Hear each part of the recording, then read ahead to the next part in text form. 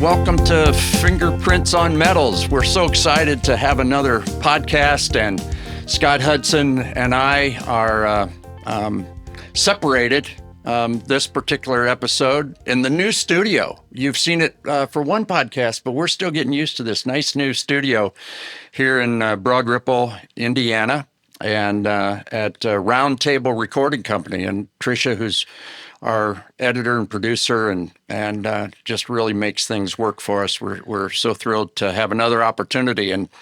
And before Scott and I will get into some things, but our special guest tonight is Dana Matis, and Matis, and but Dana is an owner of a gym. And I'll have her explain that, because gym is, that's an old term, isn't it? Mm-hmm. Yeah, gym, right? GYM. Matter of fact, the other day, so we're jumping right in, because the other day you were talking in one of our classes, you were talking to somebody about teaching PE. Yes. Right? Yes. And so here we are, Fingerprints on Metals, and we're going to jump right into PE. And something I learned at Miami of Ohio in graduate school in 1980-81. We all went around the room, all of us PE majors who were now graduate assistants at Miami. We were from all over the country. Mm-hmm. There were some 40 of us. And everybody went around and told their name and where they're from and what they majored in. And everybody majored either in phys ed or PE. So our leader, who was getting ready, matter of fact, this was the beginning of the summer, and he was getting ready to run the Peachtree Road Race, July 4th, every year down in Atlanta. And he took out a piece of chalk. All right, so 1980, right? Took out a piece of chalk on the chalkboard, and very sternly, very quietly, as the whole group, he wrote PE on the board and says, "That's what I do in the bathroom." And then he wrote phys with PHYS, right? Phys ed. Phys is what I get out of the top of a bottle of pop. You all are physical educators, and I will hear it no other way for the period of time that you're on this campus. And so here we are, how many years later, right? 1980. And when I hear somebody say, and even my kids, because they've heard this story 1,000 times, when somebody, and I remember Brenda, my wife, rolled her eyes looking at me when you were talking about PE. And I don't know what the conversation was, but she looked at me like, "Ralph, don't say it here in class. Don't go through your whole thing." But man, were we scolded. We were all these new graduate assistants coming into graduate school, and, we were working for, a graduate check that we would get so we could pay our rent. And I'll never forget, like, he stood us up with just the way he delivered it and all that, because we're all following, like, yeah, we're all here, we're having fun, we're college kids, we're now in graduate school. We are physical educators. I'll never forget it. So take that for what it's worth. That's not what tonight's topic is, but I really wanted to bring in to this education conversation that Scott and I have started now 2 months ago with our podcast. And it's really about educating, and the feedback that we've had has been good, Scott, from the standpoint of, hey, I learned this, or I picked this up, and I really liked what Greg Moore said, and I really liked what Karen Wiltrout said about massage, and boy, I loved what Joseph Newgarden said about, his self-confidence and how to put himself in a leadership position in that cockpit of a car, and you could just feel the competitiveness of Joseph Newgarden as you listen to that podcast. So as we educate the audience about what's behind the scenes, what really makes people get on the podium, do well at whatever their craft is, their sport, their just journey through life, their across the age spectrum, I just really felt that Dana could obviously add to this conversation. I feel like it's an ongoing conversation from podcast to podcast. And I know you've listened to a number of them. So Dana is co-owner of DayWon Fitness in downtown Indianapolis and in the Factory Arts Center, Factory Arts District, which would be East 10th Street. If folks are ever in Indianapolis, live in Indianapolis, you're certainly aware of Bottle Works in the northeast corner of Mass Ave, College Avenue, 10th Street. So Dana's gym, fitness facility is just about 3 blocks east of Bottle Works. And that's where we met. And because my wife, who has done a lot of great things for me in 44 years of marriage. Matter of fact, this podcast will drop on Friday, June 19th, which will be our 44th wedding anniversary. Oh, wow. And so those who are in sports and have a career in sports, athletic training, healthcare, so I am married to an elementary school teacher. So for the two of us to hang together for 44 years now, I don't take that lightly. It's been quite a journey. But she introduced me to your facility, and because I convinced her that you would listen to her. And Brenda had never been a fitness person, but a life episode occurred, tragedy. Her brother, younger than her, died instantly of a heart attack a couple years ago. And that really took Brenda on a journey of self discovery. Am I healthy? What can I do more? And how do I take care of myself? And one thing led to the next, and now I'm a year into that journey since I've retired, and we just love what goes on inside your facility and so forth. So, and the crossover is that Scott, in his role as a hands-on athletic trainer, treating athletes, so on and so forth, there's a training component to what he does. And so I just wanted to jump in tonight, and that was a long, long way of saying welcome. Thank you. And but let's start your story at Butler University. Butler University. Go Yeah. Dogs. Yes, it's funny you mentioned the PE and the physical educators because I was a exercise science major, which at Butler falls under the umbrella of physical education.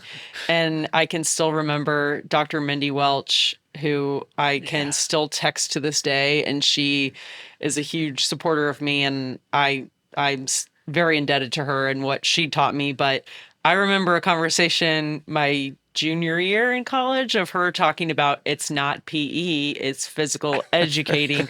and what I will say to that too is, now having worked in this industry for 10 or so years, I believe that, and I try to implement teaching into my setting. I'm teaching. Yes. It's not in a classroom. It's a different type of classroom, but it is teaching. And so yes, but Butler, I was at Butler from 2005 to 2009 and played volleyball and was... Who was your coach then? Sharon Clark. You had Sharon Clark, who left Butler, went to Illinois State, maybe? No, she isn't coaching anymore. Okay. All right. But yeah, Sharon Clark. Sharon, yeah. Great. Yeah. And then, I, was trying to figure it all out. It's hard to know what you want to do when you're in your early 20s, but I had a really great high school coach, in Deb McClurg, and a great high school strength coach, Marty Mills, down at Center Grove. And I feel like they made a big impact on me. And I unfortunately tore my ACL when I was a freshman in college. And, that kind of like put a little bit of a rehab bug in my ear of just like kind of fell in love with like this process of getting better. Like I was sitting on the sidelines for like the first time really ever. And so watching the game for the first time from the sidelines and being able to like, okay, what can I take from this so that when I get back on the court, I can become a better player. I think that's what kind of instilled, like, I think I'd like to get into coaching, you know, and for a while it was volleyball. Yeah. I always marvel at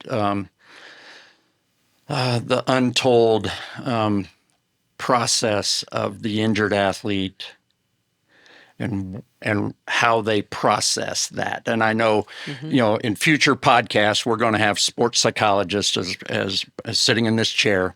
And if there's a lot of great ones that we know, of course, I'm biased and I put Dr. Chris Carr at the top of the pyramid. But that's something I'm fascinated by. And so just unpack that a little bit. So there you were, a freshman, right? Yeah. Freshman in college. Yeah. ACL tears. Yeah. It was, I was starting our setter. I tore it 8 matches into the season. So I missed a medical red shirt by like 3 or 4 matches, something like that. So it was just like like a devastating at the time, like felt like the end of the world type situation. Right. But you know, like, silver lining and, you know, gave me a chance to figure out really what I wanted to do and, you know, sit and watch the game. Never really sat and watched the game and was always on the court. And so, and truly just an appreciation for the ability to play. So I think you can take things for granted pretty easily. And so that's when I really started to say, okay, like, I think I want to do exercise science. And that was I don't really know what I want to do with this, but that kind of was the first step. And I want to help people. I have a passion for this and I'll coach for a while. And, you know, coaching was graduating from Butler, coaching was my first gig at, down at Tennessee. And that was great. Did you just randomly apply to Tennessee or did you have a connection or? I did not have any type of connection. At the time, there were more graduate assistant positions with volleyball programs. You're seeing more like full-time director of ops jobs. What I essentially did was I was the director of ops. Okay. You know, I was planning travel and I was planning this and planning that and camps and stuff like that. But you know, it was very much looking for jobs on the NCAA website and just applying. And I remember I was lucky enough to get a phone interview with them.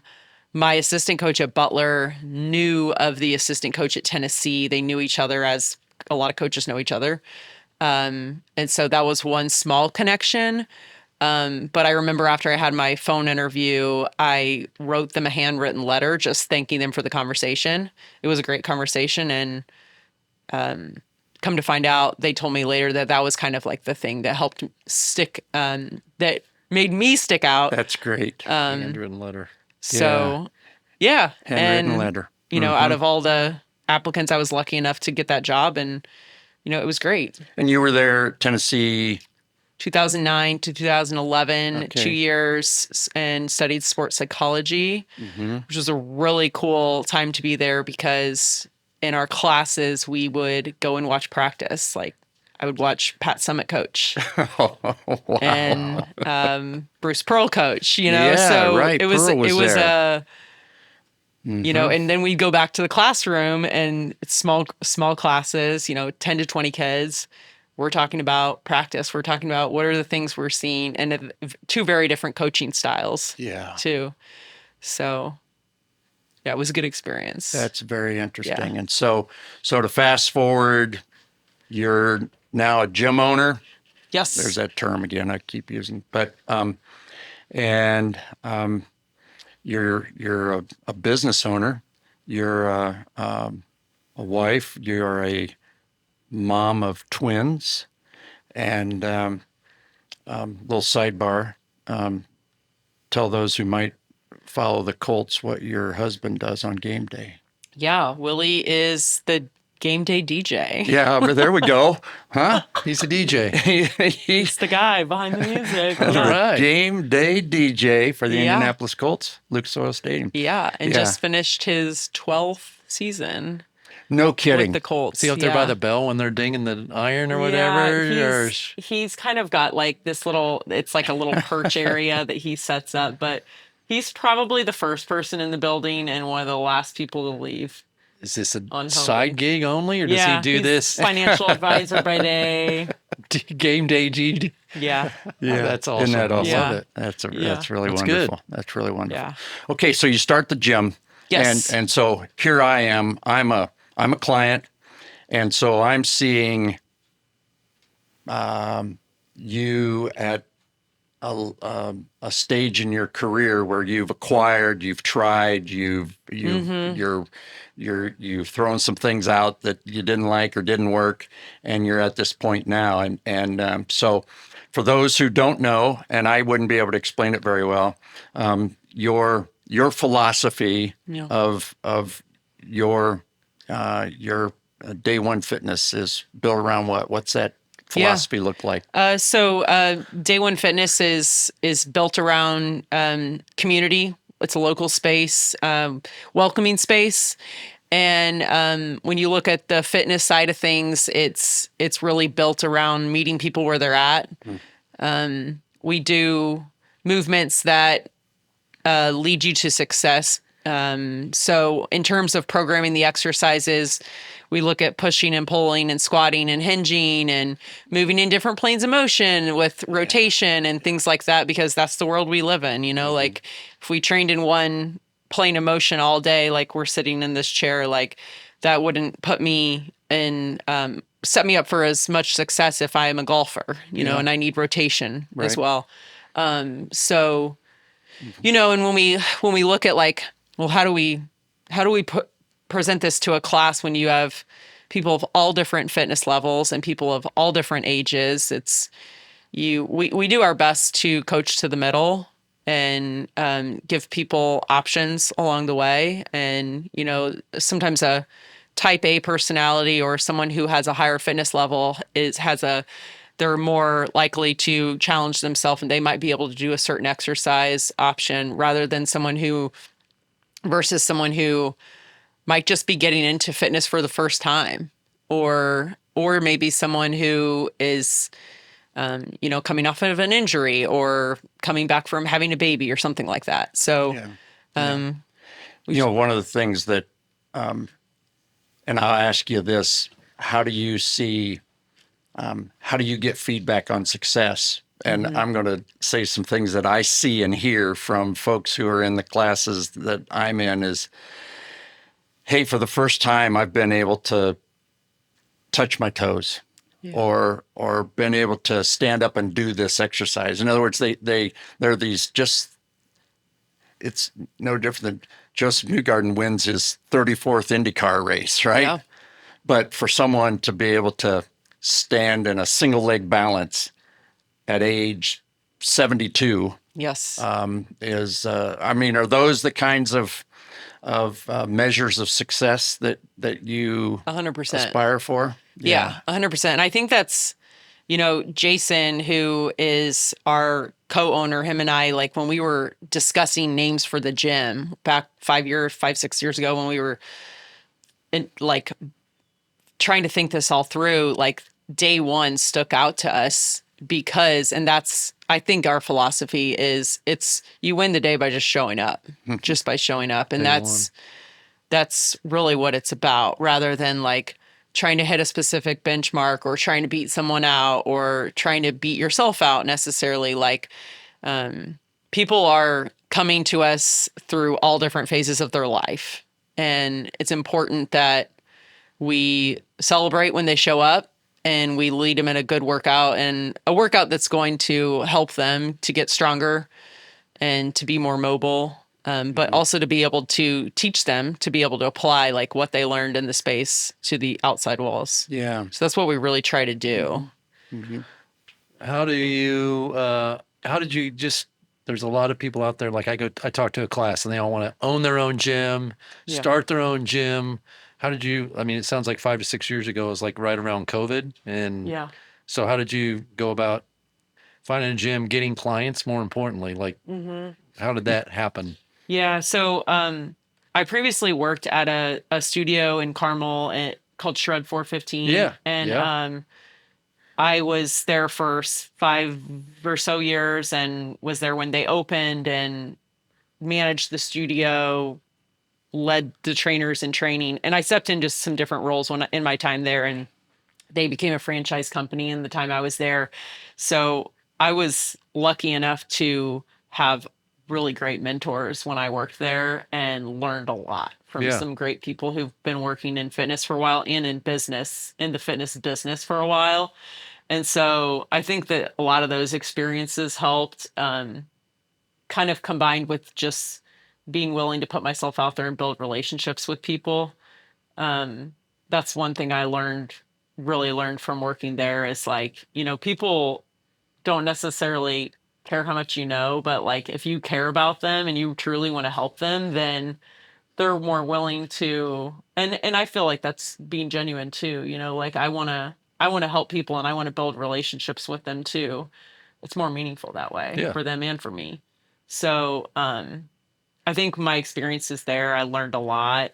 And then just, like not being afraid to try something and fail and, keep trying. And I think one thing we've really learned at DayWon and we've tried to hone in on is like knowing who we are and what we are and owning that because you're not going to be for everyone. Like DayWon isn't a space for like maybe someone who wants to be like number one on a leaderboard or who wants to like maybe challenge themselves and do it. Like we don't do Olympic lifts. We don't have like that Yeah. type of equipment. So that there's a space for someone that wants that. But we've kind of honed in on like, this is what we like. We do a lot of single leg stuff. We do a lot of functional day-to-day movements and try to help people move better and feel better and being local, like we could have easily swayed as we were building our client base and said, hey, this person wants to do this. What if we did more of this?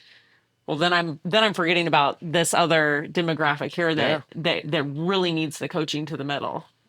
So I think we've done a nice job of that.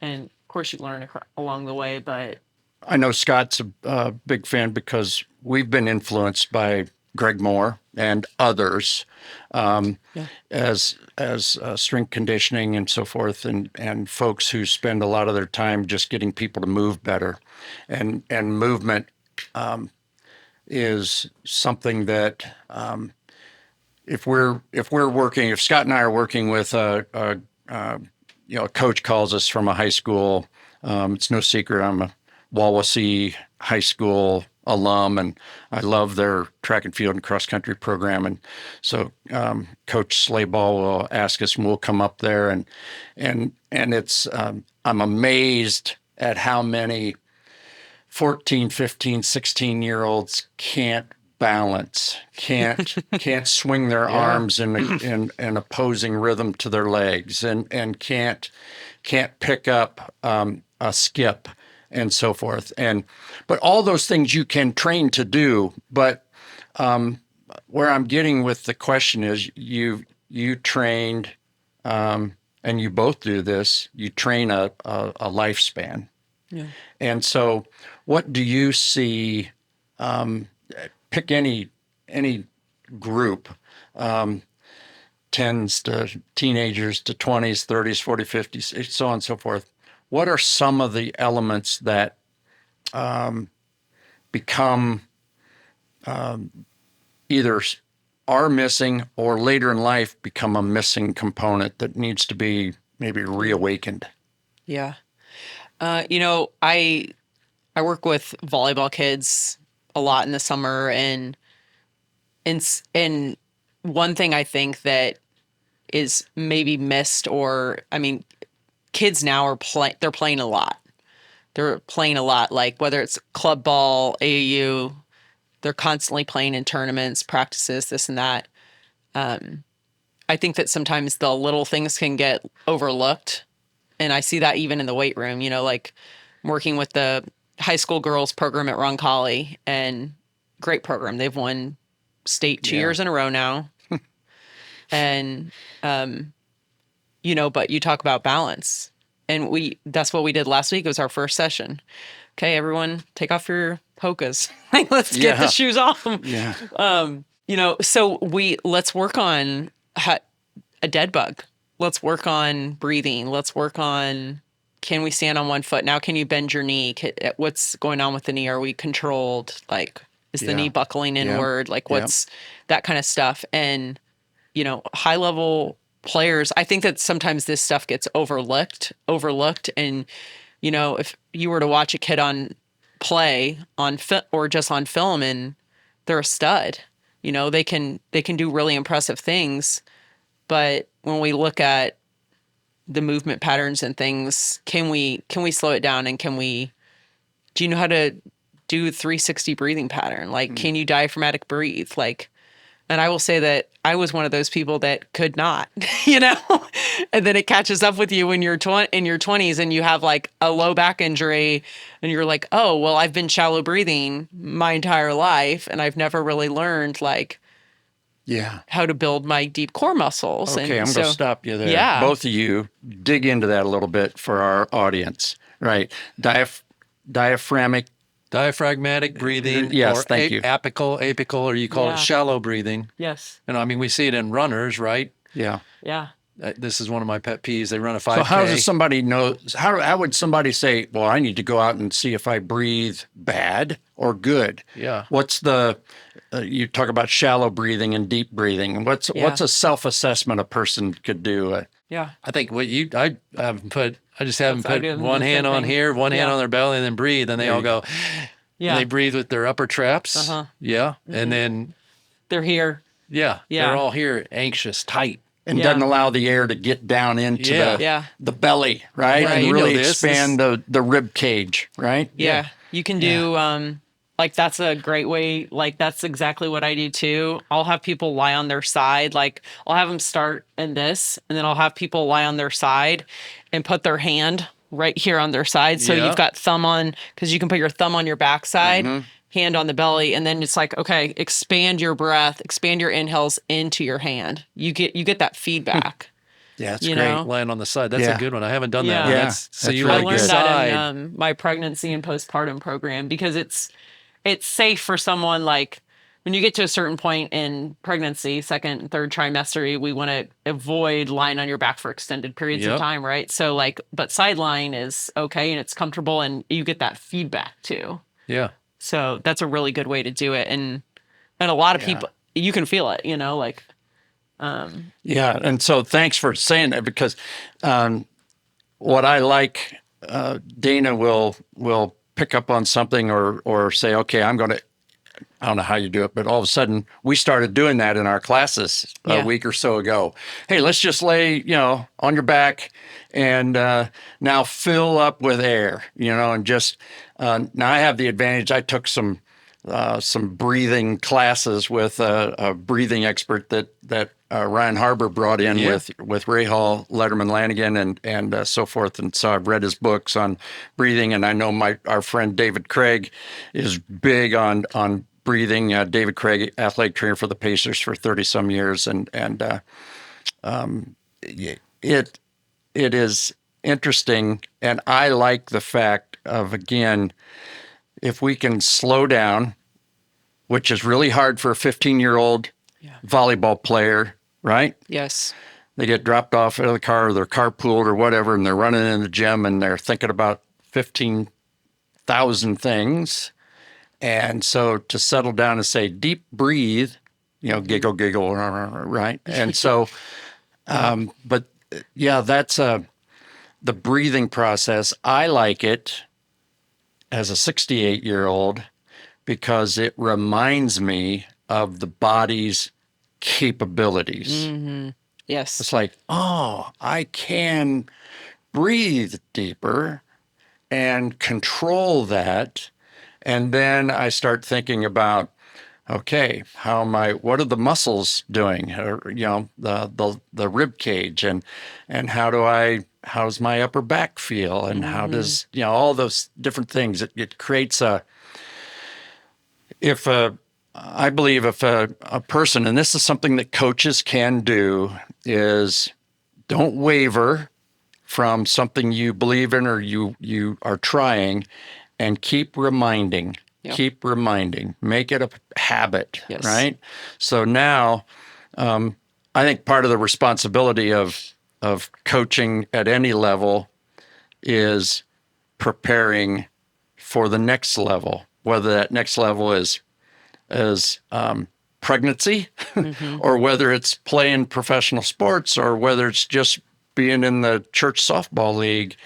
And how do I prepare from that? And so these things that we learn along the way, I know for years, and my brother Mark, who spent a career coaching track and field and also as a strength coach collegiately, he reverted back often to what he learned from his first couple strength coach encounters in high school and college, and throughout his whole career. So that tone that is set, those cues and so forth, and breathing's never going to go away, right?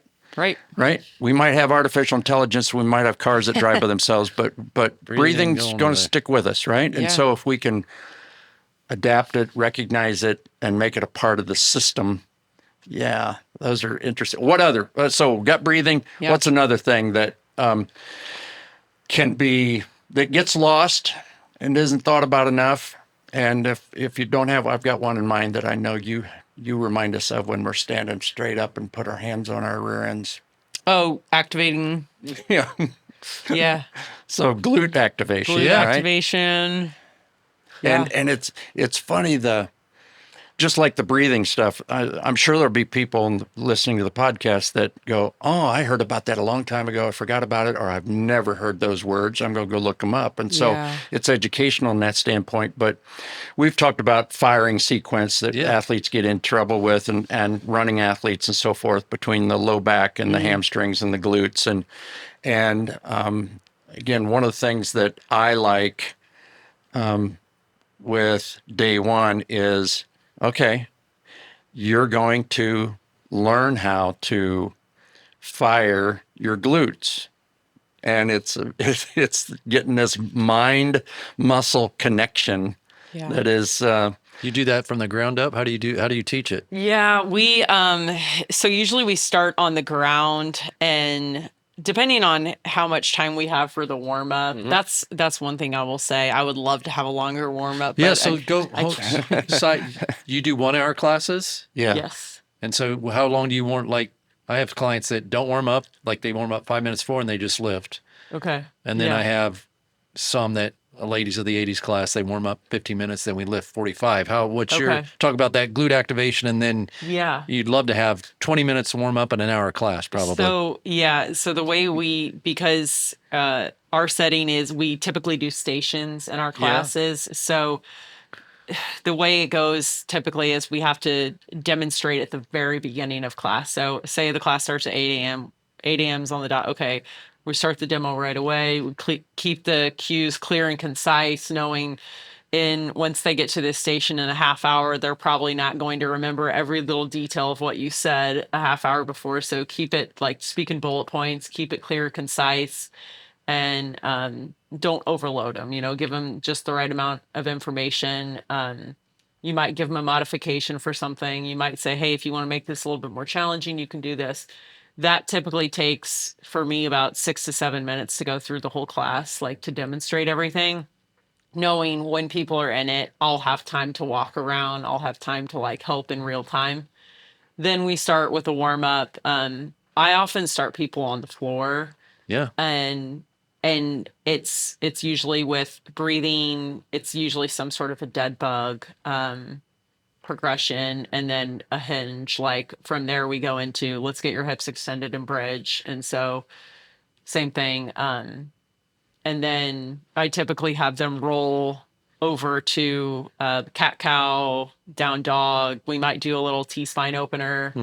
We work our way up, and then oftentimes once we're upright, it's okay. Let's stand. Let's try to fire that glute muscle. I haven't really tried it on the floor of activating the glutes, but I think that would be probably more challenging than, well, I guess when you're standing, like sometimes you can feel your quad or your hamstring too. You can. Yeah. We should get together and have another round table. You can do it through a leg lock bridge. It's simple. Yeah. Yeah. Yeah. Yeah. There's different ways. And then No, you're hitting all the right things. Those are great warm ups. I love hearing how people warm up. yeah. Yeah. The things that we've talked in podcasts before, like if a high school coach with a group of runners if you had a budget of X, what would you absolutely spend your money on? And we've, no secret, we're big fans of foam rollers and loop bands. And then what doesn't cost any money is to do a single leg stance, right? And then movement on single leg. I grew up never thinking about balance, and at St. Vincent Sports Performance, Shane White, who was our absolute first strength coach that we hired there. He was Dan Weldon's personal trainer, and that's how Dan got into our facility as a race car driver. And next thing you know, he's having Dan do single leg balance, reaching forward to touch cones at different positions and so forth. And I was like, cool.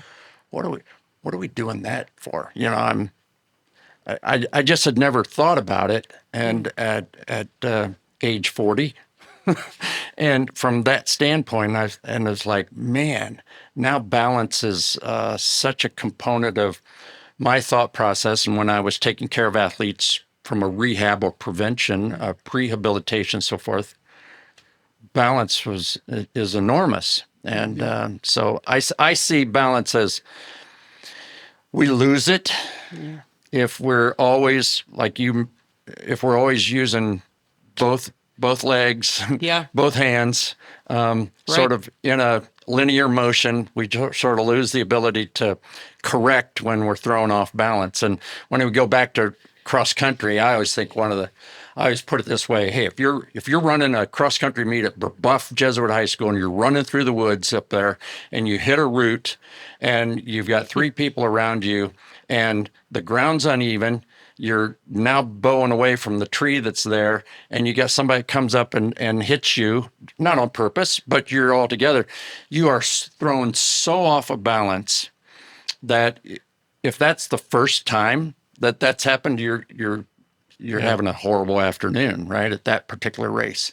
And so to challenge a person in balance, I like the progressions of single leg balance where you'll just stand and then, and I learned this a lot with lower leg injuries, have a person stand and then play catch with somebody or play catch against the wall. Yeah. And so the ball comes back and now you're taking from controlled movement to uncontrolled movement, this random, the neuromuscular system has to work. And I just think it's so simple, but so overlooked. And if you progress that to 68 years old, 78 years old, where you're, working on single leg balance, I think we can extend the quality of life. Totally.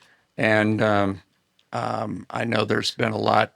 Dr. Attia talks a lot about, I forget his terminology now, but lifespan and longevity and so forth. And that just resonates so much with me of how, we as a society, depends on where you're raised, what your background is and what your influences were young. But I'm reaching the age where both of my parents passed away, and so I should be old. They were, right? Yeah. And didn't get around as well as, but it's like, you don't have to follow those social norms. And that's what I find inside DayWon is that the social norm of the age component is thrown out the window. Yeah. You have everybody, 30 to 70-year-olds that work out? We have a class called Silver Strength, and it's people, it's mostly retired folks. And our oldest client's 83 years old. Love it. And she has a fantastic hinge. She can hinge a 50-pound kettlebell to perfection. Really? Yeah. Oh my God. Yeah, it's awesome. Doesn't complain about back pain or anything like that? No, she's actually a joy. Like, I mean, no, she doesn't complain about back pain. Her nickname is Sunshine, and I actually play Tina Turner Proud Mary for her every class that I teach because she is like joyful when it turns on. Like, she dances and sings, and because we'll put out the ladder for that group too, and they'll do some agility, they'll do the key shuffle, and they'll do different things, and it's great. So, but yeah, to answer your question, yes, anything from, I mean, today I trained a 15-year-old, tomorrow I'll train an 83-year-old. So we've got everything and all different fitness levels. You know, you've got some former collegiate athletes, and some people who are, you know, this is the first time they've lifted a weight maybe in their life. And, but yeah, the balance aspect for sure. And I think about too, like, you know, how functional it is going downstairs, like knee control, like you have to be able to bear weight on one foot with control, come down the stairs with control. And that's just going up and down the stairs at the gym, whether people have that at their own house too. Yeah. And it's, you know, there's so much to unpack and to talk about it. I just, you know, I love farmer's carry, and being an old farmer, I always think about, well, I might have a 75 pound of soybeans over my shoulder but carrying weights, but it applies to daily life. You know, you're going to carry groceries. You're going to pick up a box off the porch or something that gets delivered. You're going to help somebody carry something. It's the life skills that come along with that are it's very important. And the things we learn as young athletes, it's you know, the movements, the cueing, all those things are important. So, anything you'd like to share before we put a bow on this session? I just feel like I love to learn, and I listened to y'all's podcast with Greg Moore last week or a couple weeks ago when you released it, and I was just like in the car by myself being like, yeah, like just so excited. Like when you're talking about like tripod of foot and like, just like, it's just, it's, you guys are doing really cool things. The podcast is great. And I love learning. And I think in order to be good at what we do, we should continue to learn. Yeah. And, you know, and have conversations like this and talk with, you know, Lauren, our studio manager, and her and I, we call it nerdy now. We nerd out and we talk about this stuff all the time. And it's like, she'll be like, oh, I saw this. Like, did you see this video on Instagram? There's some really good stuff out there of like what other trainers are doing or physical therapists are doing. And so I think it's cool that you guys are doing something like this, because there's a lot of people that are wanting to learn as well. Yeah. Well, thank you. And it's, you know, there has to be a willingness to be vulnerable, to ask questions. Yeah. To say, I don't know, or show me more. You know, that was one of the things, you know, I still love about, you know, Scott and Daryl Barnes and Greg Moore and I were in a car going to a track meet in Lexington, Kentucky, a week or so ago, and you know, the 3 hours down and the 3 hours back, and just the conversation of you remember this person and this thing that we did, and I remember we did that, and just this willingness to be courageous enough to listen and to not say, well, I've got to own everything or my way is the only way. I think can really pay dividends to the people we have said we want to help, right? And so when you open your doors, that's a signal that says, I'm running this business. And same for Scott in his spot in Carmel is, hey, come on in. I'm set up for business to help you be better, and fill in the blank, better at whatever it might be. And when the people that we surround ourselves with who have things to share, wisdom, or bright eyes to learn, it's pretty cool stuff. So thanks for your time. Yeah, you're doing it. Yeah. Well, you've done with this guy and his wife. So kudos to you. I love the fitness collaboration and having somebody. There's enough. I always tell people there's enough pieces of the pie that go around, right? Yes. Because we're 100%. We're helping people. So the fact that I now have someone down south that I can say, hey, go see Dana, go to this gym. This is great, because that's there's a plethora of people. And when you educate and, like you said, show people how much you care, and they don't care how much you know. It's about how much you care. True. Like you said it in the relationship. So and I think about, like I was before I came up here, I asked Willie, my husband, I said, because he comes to the gym and he'll do the early morning classes, and I'm like, what keeps you coming back to DayWon? And he just said, Gus and Jimmy. Like, it was like an immediate response. And I think there's a lot of clients like that. And, you with your kids and your grandson. And there's a lot of people who, like, it's not external motivation. It's more internal, because I have a why, I have a purpose, and I want to be around for this person. Yeah. And I want to be able to, like, get on the floor with my 4-year-olds and, like, pick them up, and they're heavy. Exactly. So awesome. Yeah. Well, thank you. Appreciate your investment of time into this, and we'll wrap up another episode of Fingerprints on Metals.